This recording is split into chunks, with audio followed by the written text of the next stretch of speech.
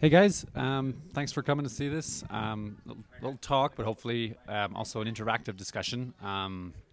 It's more fun to discuss than just listen to me talking for an hour. My name is Cillian Liam Barrett, and the topic I'm going to talk today about is resource conscious construction, which is a framework that myself and my company have developed over several years. It's still fairly informal, and in a lot of ways, it's pretty simple, basic concept, but it's been very useful to us in achieving the goals that we set out to achieve. Starting off, I'll just give you a little overview of the next hour, I guess. So I'll just talk about my professional background, the guiding philosophy, how to describe resource-conscious construction, a few applications, and then I'd like to work with you guys to sort of talk about certain techniques, ideally put in place, like maybe the San Luis Valley, and how this framework can be leveraged. So my background is originally I was born and raised and trained in Ireland as an architectural technologist, kind of like an architect, but more technical. I moved to the States in 2007, and then speaking of resources, like the crash meant I kind of ended up getting stuck in the U.S. somewhat. But I've lived since then mostly in cold climates, in harsh environments throughout like Alaska, Vermont, and now in the Colorado mountains. I discovered snow, which is something that we didn't have in Ireland. We had a lot of rain, and I'm optimistic that maybe the currents will slow down and someday Ireland will get covered in snow. But so I've always worked, like I said, in cold climates, at least for most of my career. And so high performance, saving energy has always been a priority. And coming from Europe, frankly, they're a few decades ahead when it comes to a lot of the technology, and also particularly about the kind of culture around, like, do we save energy, right? If you ask a German, why do they have a solar panel on their roof in like a pretty gray country? They'd be like, why wouldn't I have solar on the roof? It makes energy, it pays for itself, I have resiliency. And you're like, oh yeah, it makes sense. And it's just a different response that you get in most of the US, where it's just not a cultural mindset. It's like, why would I waste money on that when, I can just think a little bit more short term. So I've also worked in a variety of different kind of communities and cultures. So Alaska is obviously a cold place, but a very remote, resilient kind of community, like a lot of like self-determination, like a lot of like frontiermanship, and Colorado has a lot of that, and actually so does Vermont. These are kind of like rural, remote communities. Have different degrees of interaction with cities and with material streams. I also lived on native lands in Hopi lands in northern Arizona too, which this actually reminds me a lot of it, in the sense that it's a desert in a lot of different ways. It's a desert because of water. It's a desert because of biology. It's a desert because of money and resources. And so the concept of creating conceptual swales to catch resources is really important. And particularly money, right? Like if you have a community where you have to keep importing things and you don't have industry, as they didn't really have in Hopi, other than traditional crafts and textiles and stuff like that, then it's really important to try to figure out how to work with what you have. And building in cold climates, living in cold climates, I love it a lot. So I think I quoted this yesterday or the day before on the stage, but there's a lovely quote from Wendell Berry that says, "What we need is here." And I was really inspired by, I'm going to butcher this, Robin Blankenship. All right. When she described how she's lived and how she thinks about like her life and resources. And one of the things I've always wrangled with is this idea of building really comfortable, high-performance homes that don't encourage you to go out and just kind of encourage you to sit and be on your couch. And so there's no answer to that other than, like, I love that concept of like a home that like you have to interact with, or like, encourage you to go outside, because I think there's a real health benefit to the contrast of temperature and whatnot. But it's not mostly what we build. So resource conscious construction as a term, think about the three words and break them down. So a lot of conversations about resources this weekend, of course, because it's like fundamentally it's like we have something available, or we need something. how do we obtain it? Like, how much does it cost? How do we preserve it? How do we recycle it, et cetera? And so the resource, part of things is pretty obvious, but it can have a broader definition than we might usually think. I'm like, oh, I've got resources, like I've got money, right? That's an obvious one. I've got building materials, right? But something less obvious might be, I have goodwill. I have neighbors. I have time, right? And this framework tries to help us be cognizant of as many resources as possible, and in doing that, recognize how they affect us, but also how they affect and interact with each other. Consciousness basically means like an awareness, and so it's not just like being aware of these resources, but also just a general idea of like being conscious about, particularly when we're interacting with people, right? If we're interacting with concrete, there's only so much goodwill we can dispel by working with concrete. It's like, ooh, you hurt me. But if you're working with people, and particularly people that, it's worth noting in construction, it's not easy. It's hard. It's hard labor. It takes its toll on the body. I think I've had longevity in construction because I've done design build, which is a mix, of I'm not out schlepping concrete 8 hours a day for 20 years. And people do that, and it's the Lord's work. It's intense. But I think there's a lot of opportunity to have a more enjoyable and a safer and healthier career in construction if you do mix up the different trades and the different mediums in which you work. And then obviously construction is the practice through which we're implementing this framework. And so with resource conscious construction, the idea is, I'll just read it. A more inclusive, holistic framework that articulates all resources available to us and the impacts of our actions as designers and builders, with a focus on regeneration and resiliency. Basically doing more than less bad. Because within construction, within manufacturing, within marketing, there's a lot of like, this product is green. What does that even mean? Like, it doesn't necessarily really mean anything. And typically if someone says it's green, there isn't actually much thought behind it, or there isn't much education or awareness around that resource. Just like, it's one-dimensional typically. Not always, of course. But so we've tried to focus on not getting sucked into things like green building, as I'm sure you've heard of the term greenwashing. But also there's other frameworks and building standards such as Passive House, Living Building Challenge, and they all have their merits, and they all have good intentions, just like the road to hell, right? Like you start working, once you start getting into the weeds of a lot of these standards, like anything, building codes has been a really hot topic this weekend because this is a county that doesn't have building codes, and a lot of the narratives I've been hearing this weekend and been processing, because I come from a different frame of mind, is like we're actually being prevented from doing progressive construction by codes. And I'm sure, as you're aware, like codes, they can be a double-edged sword, but they particularly don't serve you if you're combative with officials that have to enforce it. And the same thing with building standards such as Passive House, which have like a really high standard. But as an example, one of the criticisms, I'm not sure, is anyone hands up? Is anyone familiar with the Passive House building standard out of Frankfurt in Germany? 2 people.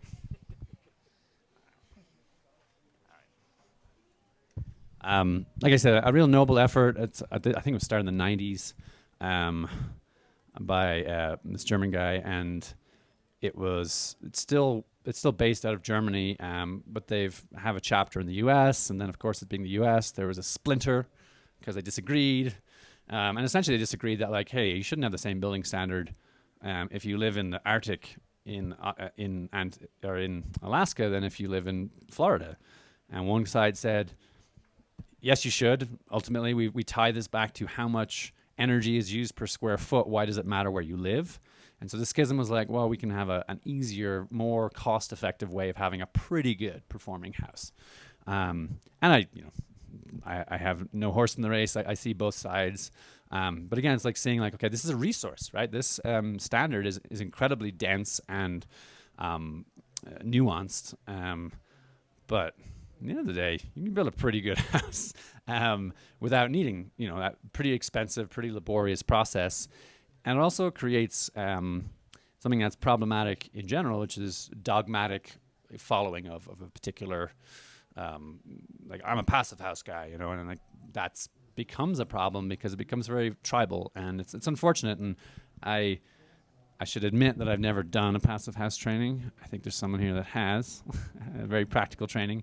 But I was advised not to by people who I really respect in the building science world, because they're like, yeah, you'll learn their system, but you won't actually learn about building science. You won't necessarily learn how to like build your own spreadsheet. They're just going to give you a spreadsheet and tell you, well, just do this, and charge the homeowners however much, you know, to do it. And particularly I found like builders don't tend to like do that certification. It tends to be architects who are sort of talk about resources. There is a class system within construction, and so like you have the professional classes, and they, you know, like architects tend to be the ones that get certified in passive house, and they're telling you how to build, and they may or may not have the ability to understand construction detailing because they may or may not have built.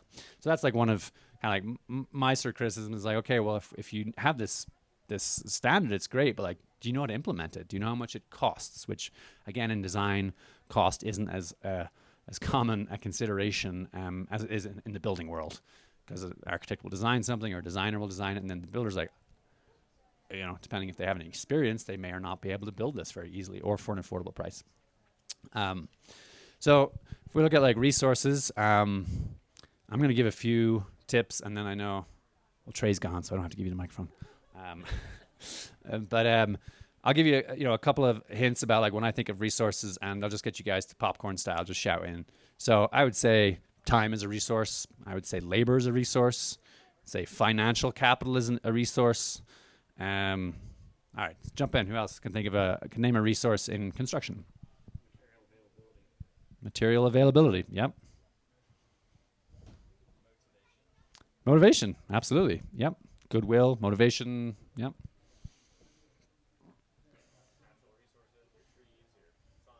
No, actually, building materials, biological building materials. Yeah, which relies on biology. Not just mining or quarrying. Ooh, social capital. Very good. Yeah. Energy. Yep. What else is really important to us, which admittedly I'm suffering a little bit from today after probably eating a bad burrito? Yeah. Health, right? As we're engaging in construction, like it's really important that we protect our health. And to be frank, in construction, that at least in the construction worlds I've worked, which is non-commercial, mostly residential, health is not much of a concern. You see how people abuse their bodies, how safety is not considered, especially in mountain communities where there's not really as much oversight. It's not like it's commercial, where commercial has a lot more oversight, but also a lot more cost. Experience is a resource. It's like if I hire 3 carpenters and none of them know how to do straw bale, that's a problem. But like if I'm in Crested Butte, I may find a few straw bale people, but if I come here, ill with the guys. But that's important too. There's like education, tools, climate, environmental conditions, right? Like if you're thinking about building a straw bale in San Luis Valley versus Seattle, you're going to have a very different time. And so when we look at like, okay, as we're thinking through those resources, like how do we apply it, right? And so it's actually a pretty simple concept. It's like, okay, so if you're going to buy something, how do I think about how that material will impact financially, we'll say. And so we've applied this to programs, and this was going to be a slideshow, but I'll just talk about it. So if we think about a building technique, and we'll just kind of talk through it as a group, and it's like, well, how may a certain technique or a certain construction practice affect the outcome, we'll say, in this valley. And so I'm just going to throw an easy one out there, but we can move on to other ones. So we'll say like straw bale. So if I'm doing a straw bale house, how much of the house is straw bale, by the way?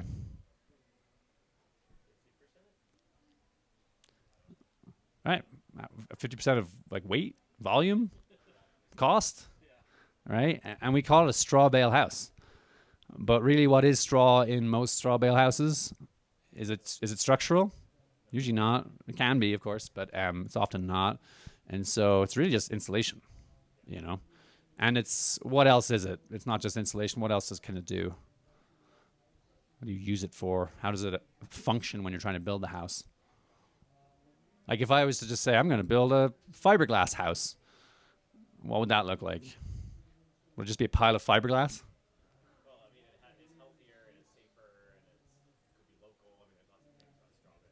Okay. Well, I was just thinking. What I was getting at was it's got structure to it. It holds plaster, right? You can stack it. You can manage it. You don't need a machine. You can literally just pick up a straw bale, right? And so, going back to your point, like, how does a straw bale get? If I want to build a straw bale house across the road, how does it get here?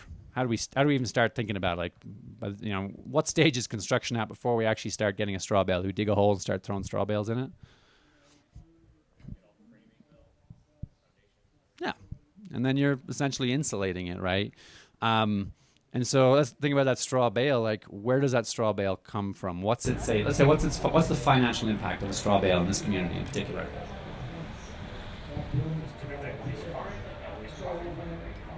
Okay.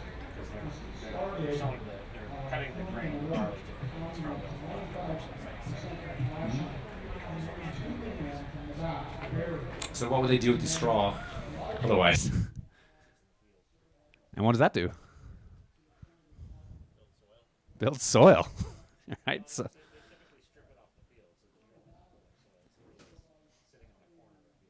and then what happens in the corner of the field, though? Like, what does it get turned into? Like,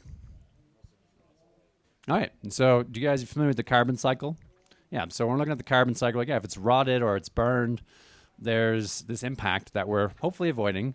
There's also a reality that like straw is a really important resource to agriculture. It's putting carbon back in the soil. If you're burning it, you're creating a fertilizer of sorts. So it's not perfect. It's not like, oh, this is magic. It's not a panacea by any means. But for our purposes, we can justify its sequestration or its storage to some degree. And bearing in mind, like a lot of this, going to these levels of thought, there's a good amount of science, but it's still early days, especially implementing it. It was pretty wonderful to hear that the Colorado has actually passed legislation on carbon storage in terms of materials and tax breaks. In your talk yesterday, I was like, I had no idea. That's very progressive. But should we be wary? Always, right? Always got to understand, like, because I think on the Wool talk touched on this yesterday, is like, if anyone has something to gain from a product like wool, for instance, all of a sudden it's like, let's put wool on everything. Let's put smart wool on everything. It becomes a marketing juggernaut, and then it just like, everyone just jumps in behind it and tries to make profit. And so, luckily, straw bale is a fairly, nuanced boutique industry. But that's the other part is like, can you just go get any straw bale? Do we have any straw bale experts here?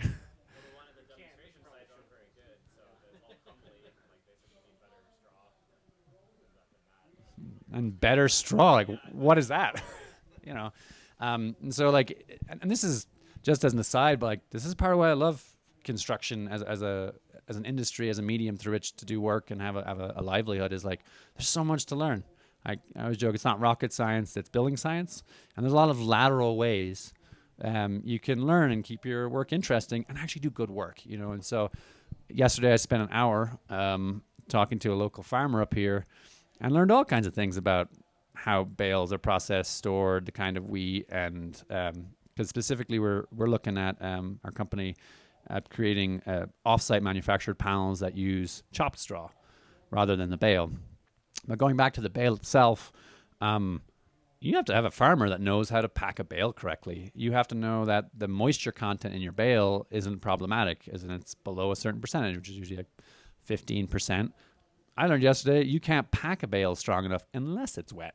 So it's not like just keep it dry, Jeb, and it'll all work out, And then the length of those straws matter, and how they're actually baled. It's just like it's a whole world, and the different types of straw. And so, for the most part, like the grains do pretty well, but like you'll meet a straw bale builder who's like rice straw only, and then you meet someone who swears by barley, and in that situation, right, how can we think about what resources are involved in this very small part of a construction process? Like, do we have money involved in that? Yeah. Do we have goodwill? If I'm approaching a farmer who's like, I don't make money off bales, like, I need to have him interested, right? Not just money. He's also got to care. Luckily, this guy does care, but he's also like, yeah, I'll take a risk, but like, it's got to pay out, right? What's the environmental impact? We hope it's good. We assume it's good. And then who here has actually handled straw bales? Yeah. Are they fun to handle with your bare hands and your face without a respirator? It's like, no, I mean, like, you gotta like consider all these things. And so, and then if we're buying from a local farmer, hopefully he's, we're supporting local economy, but like maybe he puts his money in crypto. I don't know. And so like, you gotta, this is just the level to which, you can go crazy thinking about this. And at some point you're like, I just got to build a house. I just got to get, in the meantime, you have a designer, you have your family, your lead guy, your client, like wailing at you. And your goal is like, I want to build an eco-groovy house. And you have to really consider this stuff because, you don't want to mess it up. That's an expensive endeavor. And I talked about this a little bit with some folks over the weekend, but just when we talk about it expensive, years ago, a colleague of mine said the construction industry is basically just risk management. And when we're dealing with natural materials, there's two aspects that really come into play. One is our materials are typically more fragile than conventional toxic materials. There's a reason why we don't want to have conventional toxic materials, because they last forever, and that's a problem, right? And so with natural materials, we want to make sure that we are responsible with them and that we choose a good climate to build them in, that we're very cognizant of that. And that is on top of all the usual stuff of doing construction. And so like I'll often have younger folks come to me like, hey, I want to be a green builder. And I'm like, well, the first thing you got to remember is you got to be a builder and then worry about the green stuff. But it's not that you can't do it at the same time. And a lot of our work with our company is focused towards creating those environments, which, going back to another resource, which is education. Like, how do we get people educated? And how do we, as much as possible, focus on the largest, the widest cone that we can in that regard? And so, do we want to get them young or old? What do you think? Yeah. And, like, does this community have young people? Like, our company was hired to design, my company's Hearth Design Build. And we were hired by the Saguache County Housing Authority to design a model home that the county can share with people. And what we're hoping to do, and we've been having conversations this weekend, is getting a building program going to build these houses, because designs are literally worth the paper they're printed on. If you can't build it or don't build it, all the designs in the world don't mean much. So sure, AI can take over a lot of design, over the next few years. It's definitely going to do that. But do we want AI to also communicate to robotics that are going to do our building? I don't know if you guys heard Ron Real yesterday speaking. I think he made, at the end of that talk, he made this important point. He was like, well, this is kind of boutique. That may change over time. But I think a really important resource that I'm optimistic about, despite being very conscious of those factors of AI and robotics moving into most industries. Humans are amazingly complex and can do a lot of things. And if you think about like what would it take to build a factory, thinking about resources, right? Okay, like how do we have big impact? How do we have small impact? Which is why we go to education, right? Like education is like exponential if you do it correctly. But like, what's the short answer? Yeah, we just go to a catalog, Amazon buildinghomes.com, and we pick out a house and they print it up and they send it to us or whatever, But like, that's not going to be it's going to be a lot of expensive, complicated machinery that's going to need technicians. And I'm optimistic because if you give, some young student out of high school, we'll say, not going to third level education, you give them a skill saw, you give them a nail gun, and be like, hey, build a plywood box that we're going to put straw in. You can teach someone that in an hour, right? Are they going to be good? No. But in a week, they probably will, especially if they do it a bunch of times. And if they feel invested, like, hey, you're not a robot, you're a community member providing resilient housing for your people. And, once you learn this, you can start teaching it. You can move up, you can move across. Maybe you get into like the installation side of things. Maybe you go out and meet the farmer. Maybe you help them out. Maybe you build a community factory, like a small scale boutique. But because it's actually the technology to do things right is actually pretty simple. But you have to know, you have to make sure you're educated. Does that all make sense? Does anyone have any questions on any of that ramble? I know I said this is going to be a discussion, but... Yes, sir. You in the back with the hat. Boy. How do you, if you're going about, how do you sort of like limit yourself or create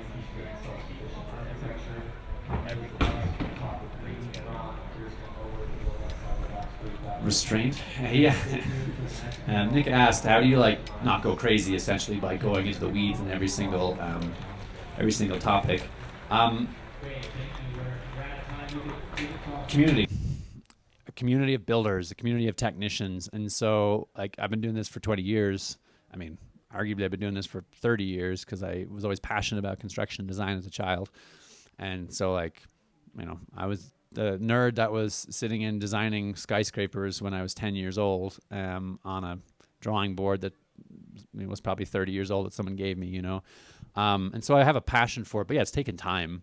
I didn't, and I think the most effective way to help guide professionals through their education and their growth and development is through having a community of people that bring diversity of experience, hopefully diversity in all senses, which I can't emphasize enough. Diversity is huge.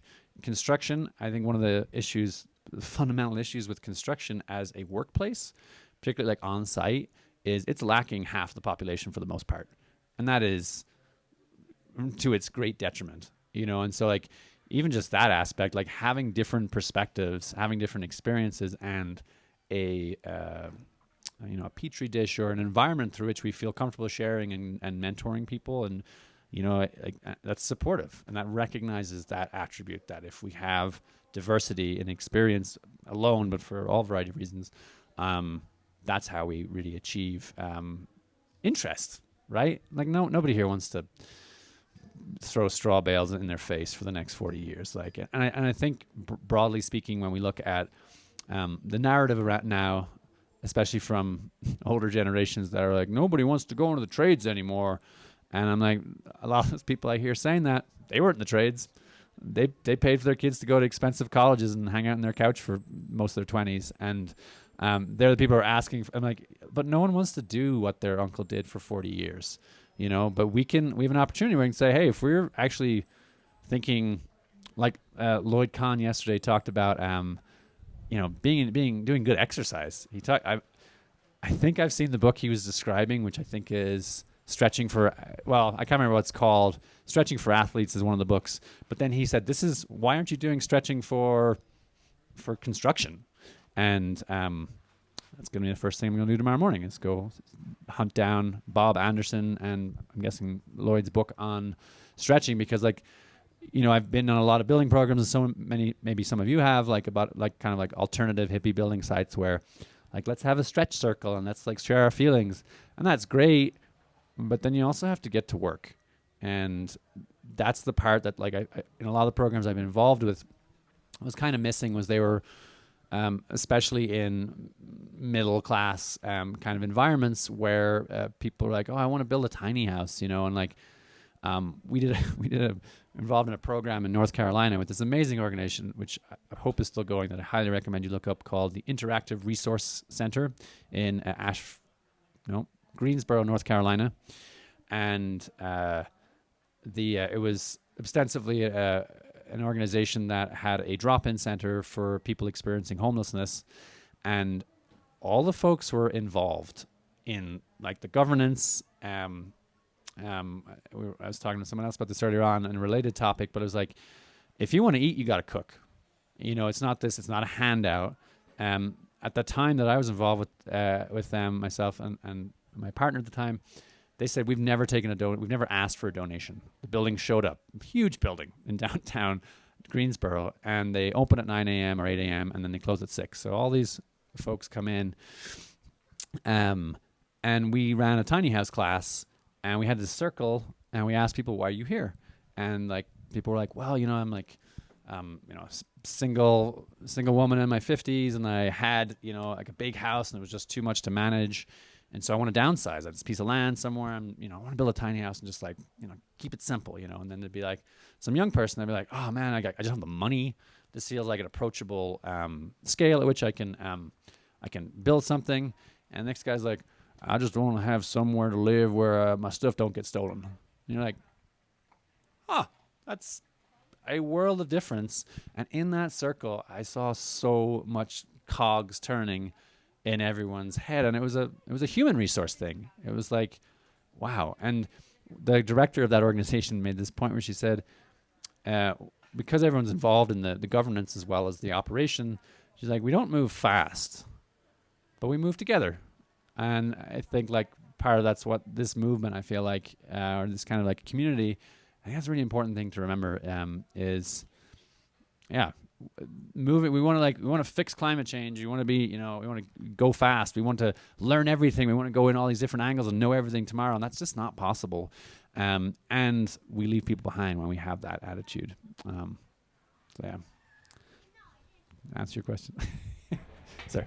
I was just wondering if you have some sort of like decision flow making chart. If like say you buy a piece of land or you're gonna build a house and this is all your kind of resources like you listed, and these are your potential methods of building. Like how do you decide which strategies you're gonna use and how you're gonna utilize your resources? Do you have a flow that you use? So I could lie to you, but I'm gonna say no. And so it is something we're trying to formalize, but it's essentially a way of like formalizing a cultural way of doing it. And I've mostly led my company, and we're trying to evolve into something that's more than just me at the top, and to have like more lateral leadership, and make these kind of like processes more explicit. And so as we're also doing the same with our educational work. And so I would say like it's really like, so we can do that. But one of the ways, a simple kind of tool that I could share with you that I think could help you understand like, where this comes from is like, if I hold up a straw bale, right, you can kind of visualize where that came from, right? If I hold up a PVC window, can you figure that out? All right, and that's where you can go into the weeds. You can be like, well, okay, let's track down like where PVC comes from, which is polyvinyl chloride, which is like also part of what like chlorine gas is made of. It's a very toxic chemical. And so, and then you're like, well, there's steel here in this handle. Where'd that come from? And you're like, well, it was probably mined. And if the kind of rule of thumb is, if you can't figure it out, it's got a high embodied energy, or it's got a high carbon footprint, or it's really complex to make. And one of the beautiful things about the alternative construction movement, especially in the 60s, was they're like, we're just going to take a piece of glass. We're going to build our own windows. We're just going to like take logs and, build a log house. And it's like, does that have less impact? Yeah. The more that and this is where it comes to like having these, certifications, which you guys know much about, like FSC certified wood. You can't have a living building challenge, home unless the wood is FSC certified. Nobody has that. That's a completely industry driven oversight process, and they're just tens of whatever miles out in the middle of the mountains in British Columbia and North America and the West Coast, and they're just doing what they want, but you can't even have a green building unless you have that certification, and so I don't care about certifications. And so I'm like, hey, I want to build a greenhouse. I'm like, go cut down that tree that's on your land, And so the answer is no, we don't have a formal process, but it's not, like what I like about it is it's not our process. We're not going to certify you. Just like, trust yourself and your instincts and hold yourself accountable. And that's one of the keys of like these movements, is that's when they lose integrity, is when we no longer hold ourselves accountable. And we're like, no, I've got a stamp. It says this is a green building. And then someone's like, I'll give you money for that. I'll give you a loan from a big bank. And once we start to lose it, that's where it floats away. And they're like, ugh. And that's where you start to become disillusioned. And that's where you're like, man, I don't want to be in construction. Maybe I'll go do farming. All the good builders, lose them to farming, permaculture.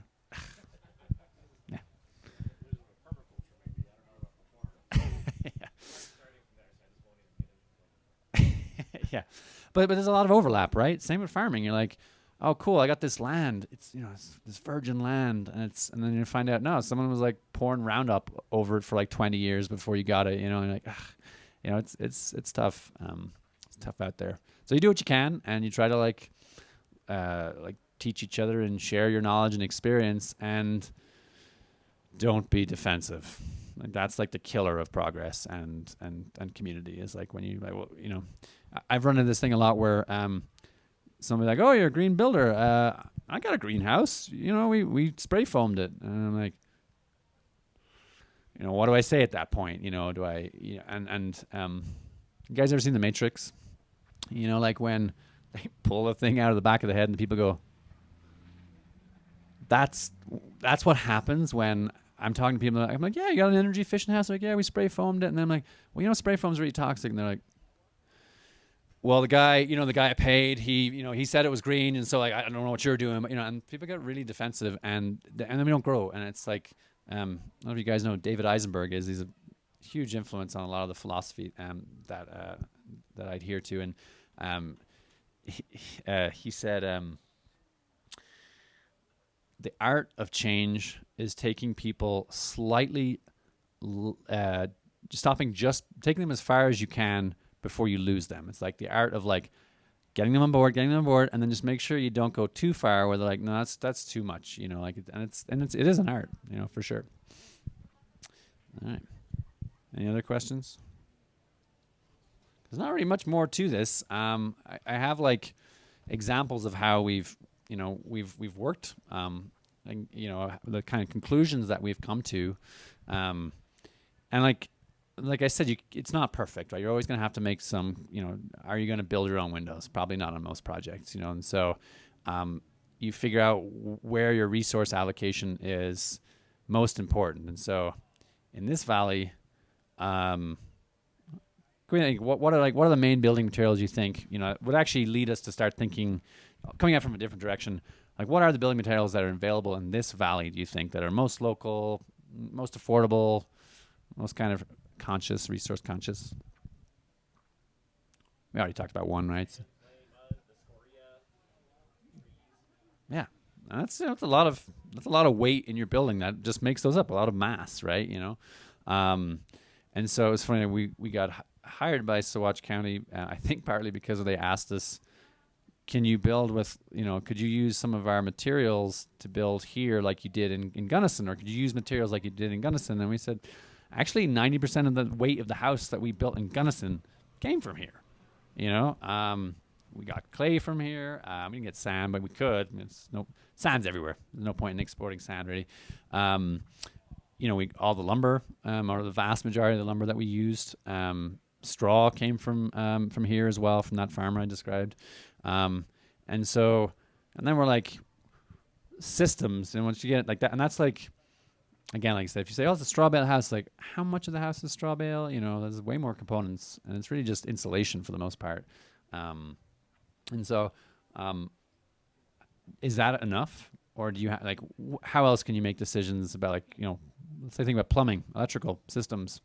How do we think about that? Like, what do we want in those scenarios? Do we want to burn wood? Do we want to have ventilation in our house? How do we think about how to keep our homes healthy as the occupants? And so that's another, when we talk about health as a resource, I always think of kind of the Hippocratic oath of designing and building is, number one, you have an obligation to the person that's trusting you, your client, and who you're building for, to make sure that they're healthy, that you're not building them something that's, going to cause them respiratory illness, going to fall on top of them. And what else might be something else, how you could endanger the person in your house? And this is a hot topic of sorts this weekend, around safety. How else might you endanger the people in your house as a builder? Not encouraging them to go outside, sure. There's a variety of them. I'll work from the, radon. You guys familiar with radon gas? Like, if you just hey man, we got this nice earthen floor, and you don't put in a vapor barrier or a gas mat or some way to ventilate radon, you could be exposing them to long-term carcinogenic gas. That's pretty simple. And if you're I've got some planned out in the Baca. Government, don't tell me what to do. What's the chance that person's heard of radon? Like, it's actually surprising.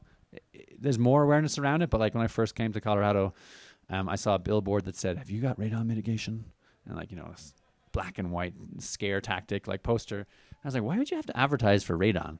It's like saying, like, coming from Ireland where it's been standard for decades, I was like, that's an odd thing to have to advertise. But the truth is, even though it's now mandated in current code, there's still really low awareness around it. Like, inspectors don't catch it.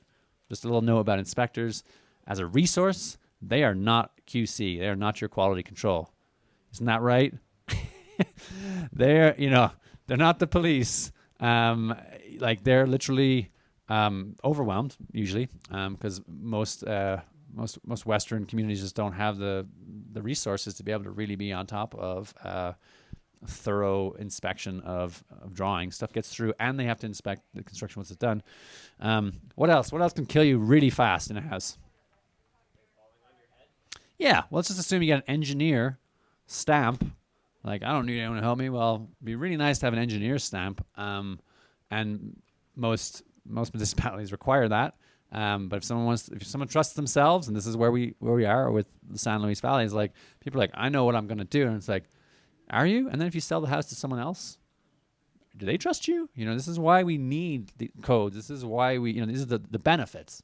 There's detriments too, but like, what else? What else kills you real fast in a house? Which is way more likely than a house falling in. Fire, exactly.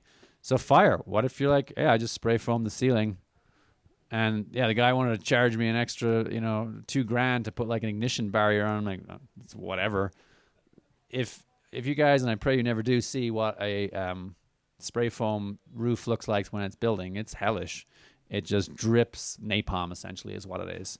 So the solution is to spray a carcinogenic ignition-proof barrier on it into your house, And then the second, just to jump back to, like I was saying, like the Hippocratic Oath, who are after the clients? Who else should we be careful about protecting?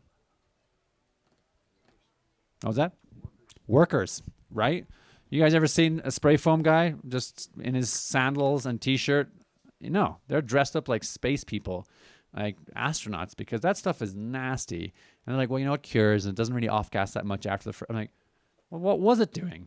And us comment about, like, insulation is not a sexy, attractive industry. And so usually the people who are, essentially at the bottom of our industry, who are often have very little advocacy, there's not much money in it, they're the ones that get exposed to this. And they typically don't stay in the industry for very long because it's awful. And so then they move on to another industry, and it's really hard to get like good data on whether they're being affected health-wise, because they might spray foam for 2 years, increase their chance of cancer by a ton, and then move on to doing drywall with their cousin, so it's a, so our second level of accountability is like to the people. Like, if you're an architect, you're like, we're going to spray foam this and it'll be great. I'm like, yeah, because you're not doing it, my friend. Like, why don't you go into the field and install some of that stuff, And then third, the bigger, what's our responsibility in terms of health and impact? The environment, exactly. Like, we're like, what happens to that bucket of spray foam chemicals when they spill it, on the side of the job site, and it pours into a stream, and, so, I got off topic. Does that all make sense? All right. So, like, fire, it's a risk, right? We should.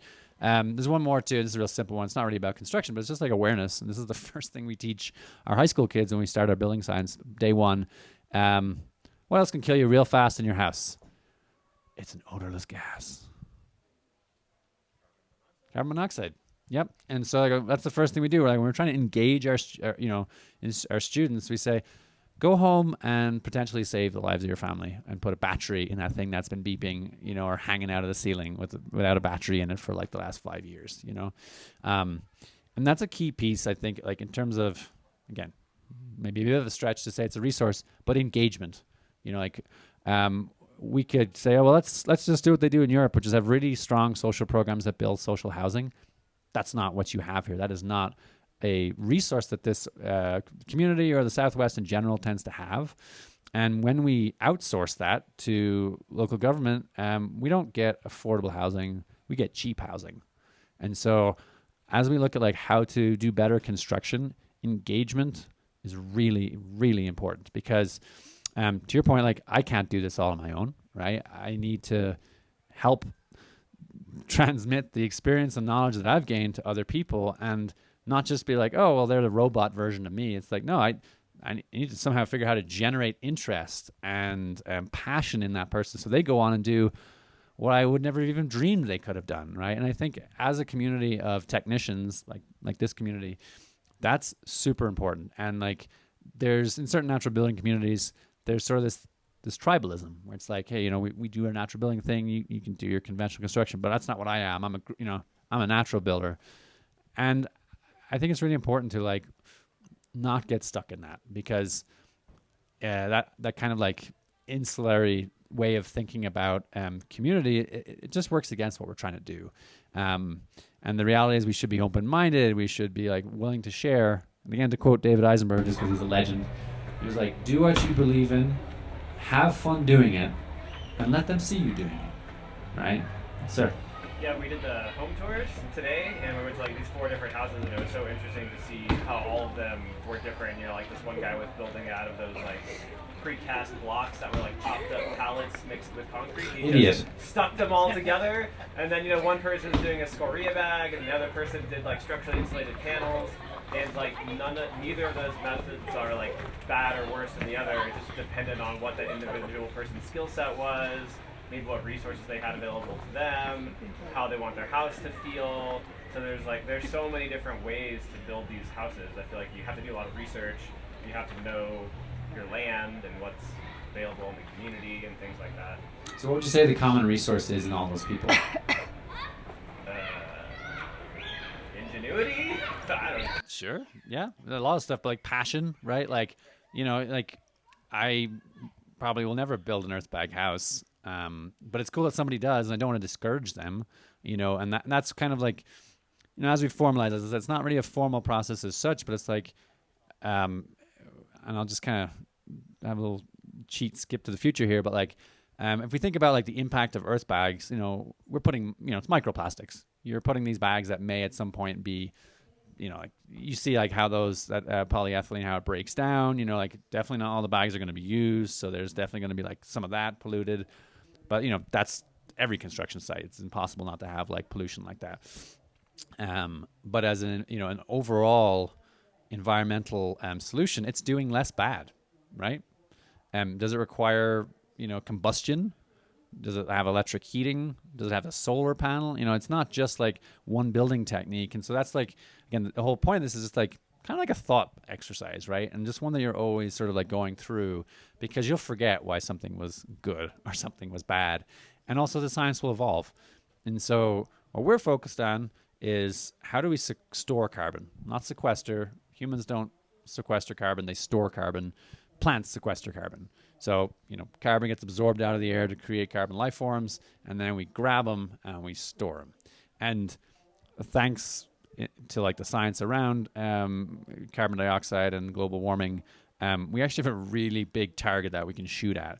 Otherwise, it's kind of like, it's like if we want to like wander into other avenues, like toxicology.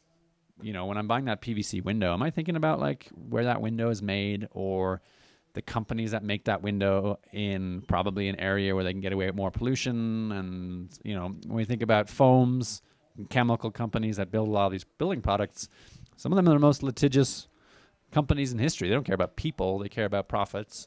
And some of them have been in bed with some pretty awful people over the years too. Not to bring up World War II, but those are chemical companies. Those are, warmongering companies, and do we want to support those people, So yeah, it's complicated and it's ever evolving, and we do what we can. But like I said, find something you're passionate about. Like I'm not going to be like, hey man, that's a straw, or earth bag. This is doing less bad. You need to start storing straw or storing carbon that way. I'm like, maybe they'll come around to themselves. Have fun, do what you believe in. Have fun doing it. Any other questions?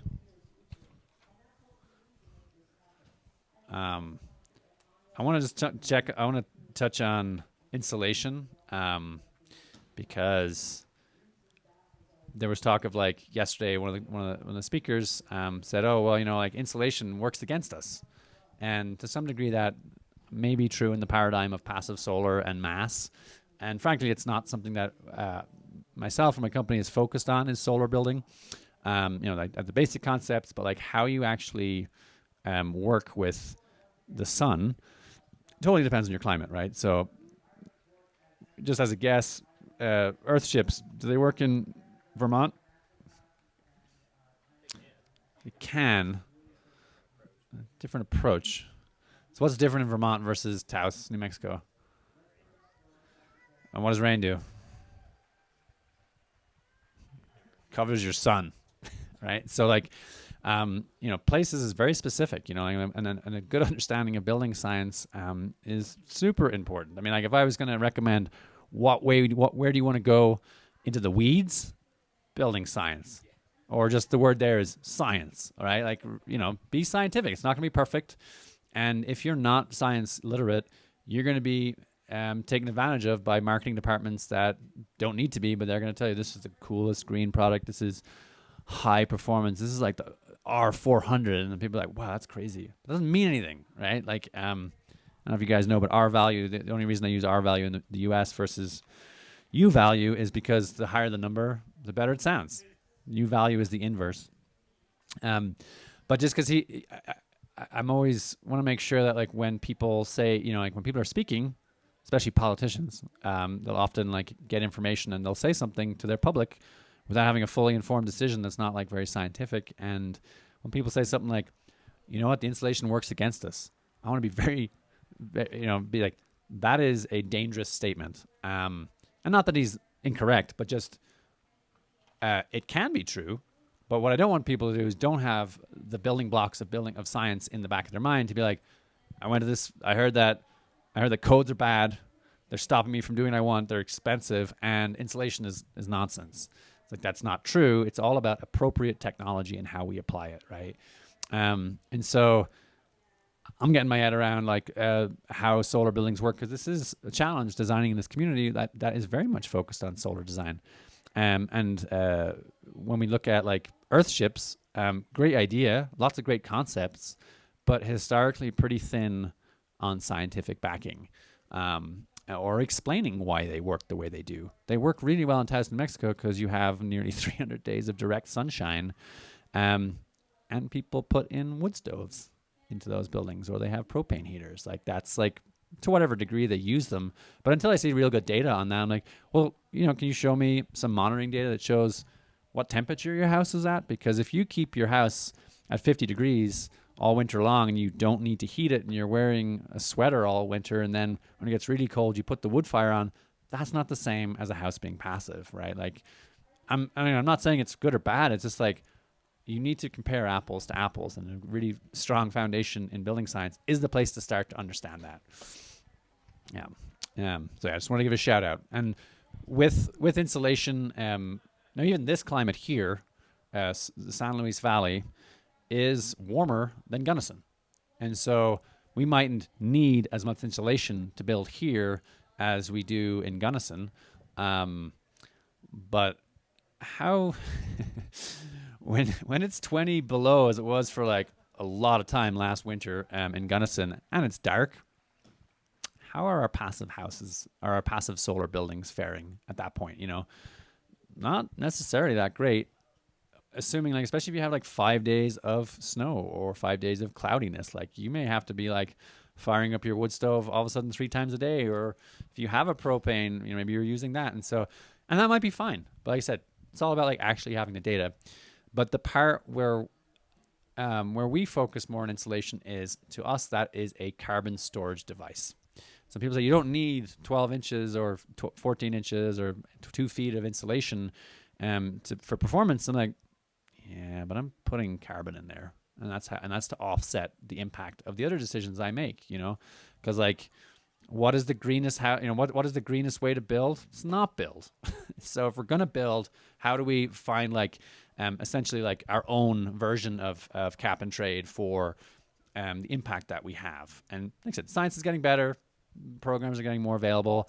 I would refer you to the Rocky Mountain Institute and Chris Magwood, who's doing fantastic work, not only with them but specifically for the HERS for ResNet, which is another standard, another building performance standard, which historically has been kind of engineer driven and focused on performance and maybe not impact. And so the green living the Living Building Challenge has been very good about like having like really high ideals, but other energy certifications, including like the DOE, have been more focused on energy, and implicitly they're saying, well, less energy is green, right? But it totally depends on what energy you're using, and what materials you build your building out of. And so a classic strategy for like a high performance building was to like make it out of foam, lots of foam, concrete, steel, glass, super high performance. And the actual environmental impact of all those materials might be like 100 years of damage. And actually what some of Chris Magwood's work did with Builders for Climate Action, which is another resource I highly recommend, was actually put together tools to look at like, oh, actually, if you build a conventional house that wasn't as high performing but didn't use those high, basically high embodied energy, high carbon, high emissions products, you'd look a lot better. And you wouldn't need to like spend all that money essentially. And so again, like the only way you can do that is by being scientific and educating yourself and subtly and smoothly holding each other accountable to our actions and having discussion versus, what did they say earlier on? Collaboration instead of competition. Super important. Collaboration, great resource. And just because I'm on the, do anyone know what GWP means? Global warming potential. Sorry. That is a hot topic because it's a carbon equivalent. And in heat pumps, they use refrigerants that have high GWP potential. So it's just something to be cognizant of as we're like, we need to move towards heat pumps, which engineers love because it's mechanical stuff that they can specify and play around with toys.